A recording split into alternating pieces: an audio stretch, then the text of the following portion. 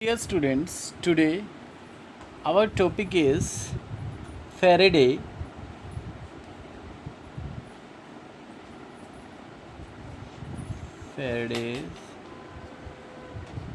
law of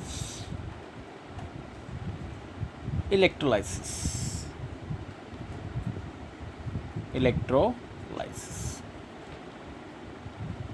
dear students, ये आपको पता है, ये इलेक्ट्रोकेमिस्ट्री क्लास 12th का ही टॉपिक है, इलेक्ट्रोकेमिस्ट्री का ही है।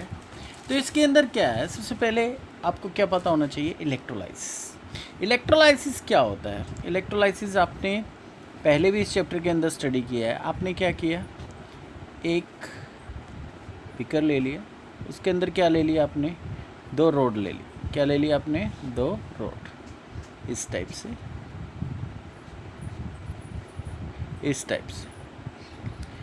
अब इसको क्या किया आपने, कनेक्ट कर दिया किससे, बैटरी से।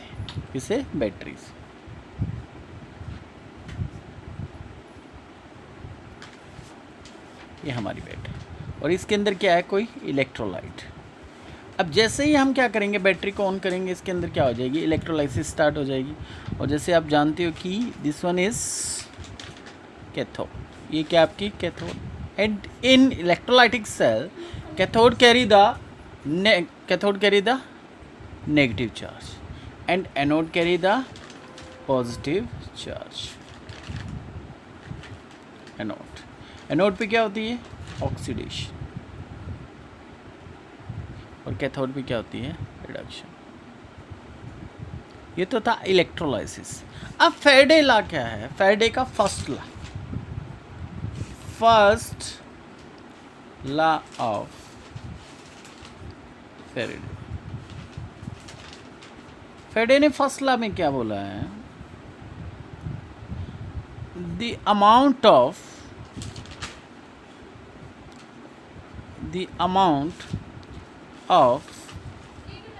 any substance, the amount of any substance deposited or liberated, the amount of any substance is deposited or liberated at any electrode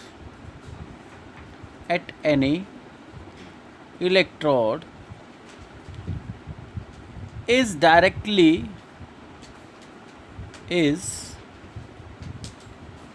directly proportional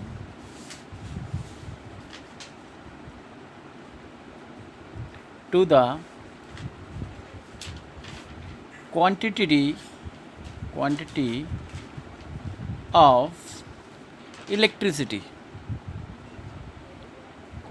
of electricity pass through the solution। अब ये solution कौन सा है, this is the statement of Faraday first law. अब इसके अंदर क्या है, ये सोल्यूशन कौन सा है आपका, इलेक्ट्रोलाइटिक सोल्यूशन।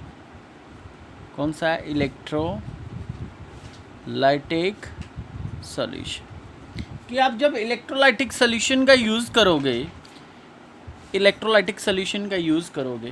और उसमें से क्या होगी, इलेक्ट्रिसिटी पास करोगे। और जो आपका अमाउंट है किसी भी सब्सटेंस का, सपोज दैट मैंने क्या मान लिया, ये m is the mass of any substance, is directly proportional, directly किसके होगा। अब क्वांटिटी ऑफ इलेक्ट्रिसिटी को हम क्या बोल सकते हैं, मीन्स चार्ज क्या है, क्यों। तो मैं इसको बोल सकता हूँ m directly proportional to q. अब डायरेक्टली को हटाने के लिए हम एक कांस्टेंट यूज़ करते हैं, जिसको हम बोलते हैं जेट और क्यू। आपको पता है, we know that q is equal to क्या होता है, I t. I is the current, t is the time. I is the current and t is the time. Current की यूनिट क्या होती है, एम्पियर, एंड टाइम की क्या होती है, सेकेंड्स। तो जब आप यहाँ पे क्यू की वैल्यू पुट करोगे तो क्या आ जाएगा, m is equal to z I t. तो ये आपके पास क्या आ जाएगा, m की वैल्यू आ जाएगी। अब जो z है यहाँ पे, z क्या है यहाँ पे, इलेक्ट्रो केमिकल इक्विवेलेंट, ये क्या है, z। अब जो आपका z है, z किसके इक्वल होता है, z का भी आपको क्या पता होना चाहिए formula. z is equal to किसके होता है, z इज इक्वल टू किसके होता है, E अपॉन एफ। E क्या है, E आपका है equivalent weight way, and F is the Faraday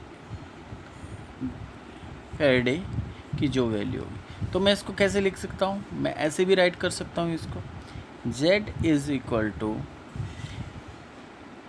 E upon 96500। तो ये आपकी किसकी वैल्यू आ जाएगी, Z की।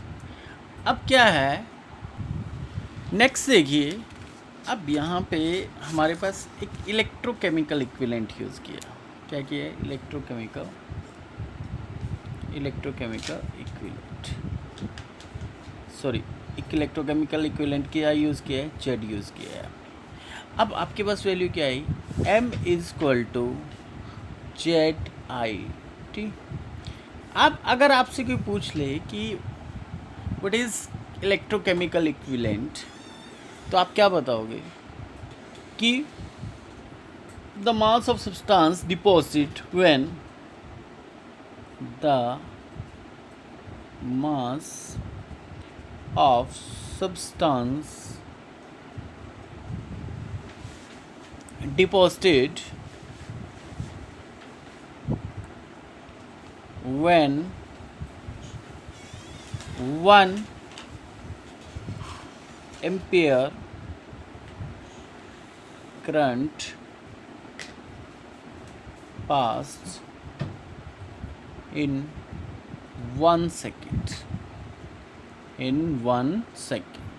तो आप उसको the mass of substance deposited when 1 ampere of current passed in 1 second या for 1 second, 1 सेकेंड के लिए जितना करंट पास करेंगे हम, तो क्या होगा, जब आई और टी की वैल्यू वन हो जाएगी तो m इज इक्वल टू क्या जाएगी, जेड। तो हम उसको क्या बोलेंगे, इलेक्ट्रोकेमिकल इक्विवेलेंट। तो इस टाइप से आप क्या बता सकते हो, फैराडे के फर्स्ट लॉ को एक्सप्लेन कर सकते हो। नेक्स्ट देखिए, अब इसी से रिलेटेड एक क्वेश्चन देखिए, a solution of copper sulphate is electrolysed for 10 minutes with A current of 1.5 ampere, what is the mass of copper deposited at cathode. अब इसमें क्या निकालना है, मास निकालना है। क्या निकालना है, मास। हमने फाइंड आउट क्या करना है, मास फाइंड आउट करना है। अब यहाँ पे गिवन क्या क्या है वो लिख लेते हैं पहले। आपको करंट दिया है, करंट क्या है आपका, I is equal to 1.5 ampere. आपको टाइम दिया है, टाइम क्या दिया है आपको, 10 मिनट्स।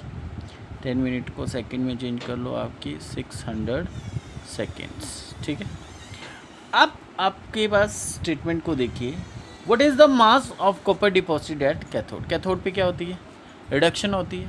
तो आप रिएक्शन लिख लीजिए, copper 2 positive plus 2 electron give rise to copper, this is the reduction.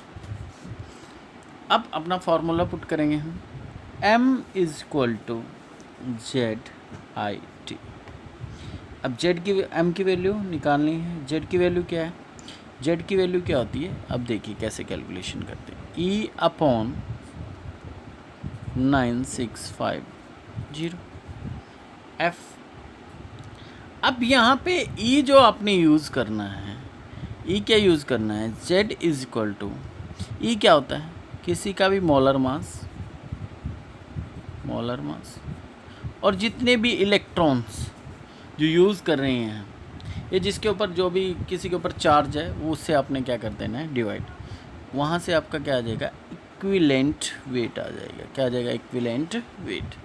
तो हमने क्या करना है, इसमें अब वैल्यू पुट करनी।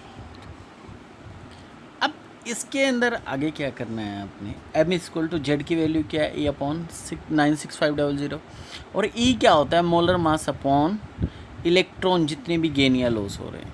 तो यहाँ पे मोलर मास कितना है इसका 60, यहाँ पे इसको सोल्व करते हैं 63.5 डिवाइडेड बाय 2।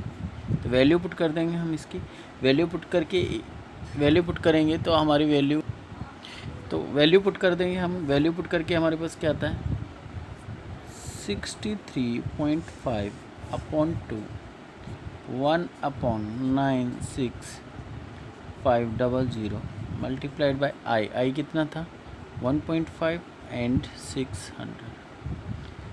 तो यहाँ से सॉल्व करके हमारे पास जो m की वैल्यू आती है, तो आपकी यहाँ से वैल्यू आएगी 0.296 ग्राम।